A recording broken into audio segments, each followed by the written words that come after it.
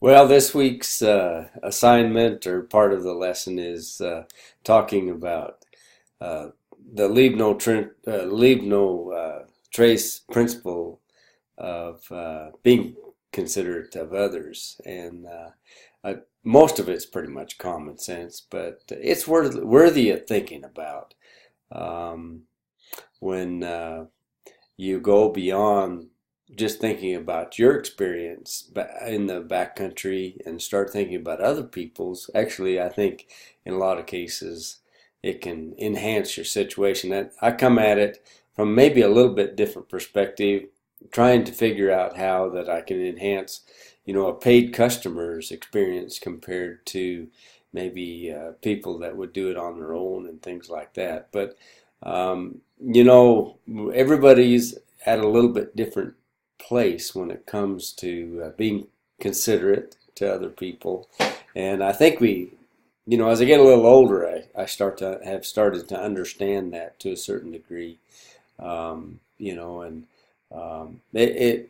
is a little bit of selfishness. I don't go in the back country and try to, in order to camp next to somebody, in order to be with other people or a whole great big group of people and things like that. And other people have a different perspective. Somebody coming from a major city like New York or Los Angeles or Minneapolis or something like that, perspective is everything. So, when they meet up with a group of 20, it seems like they're not actually in amongst a huge group. Whereas, a person like me that spent a lot of time in the hills with small groups, that seems like, a place I don't want to be.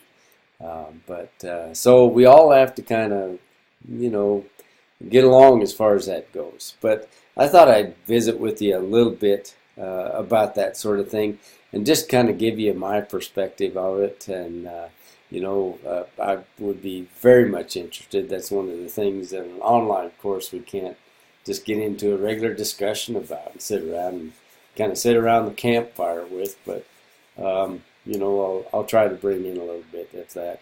A couple things that we have done over the years, and I don't want you to think that I portray this in a perfect way because I haven't.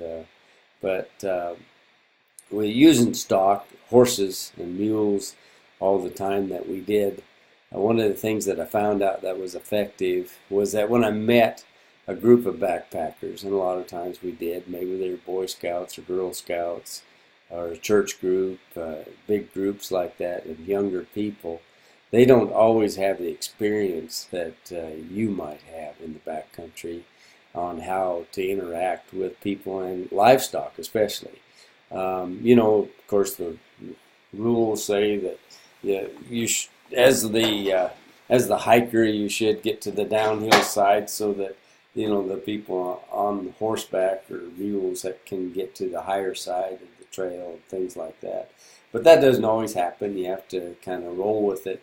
One of the things I had the chance to be in the front a lot of times with people following me, so I pretty much would just get off and lead my horse so that I'd be in front of them. That's a little bit less intimidating for people that haven't been around livestock. You're not overhead of them and intimidating in that way. So it's a whole lot better situation. I can visit with them. I can ask them to maybe step off the trail, step off to the downhill side, and visit with them in a conversational way rather than try to get their attention. I'm at their level and that sort of thing. So anyway, that's just one way that we would interact with other people and take into account their experiences when we're actually in the backcountry. So and I'd be interested in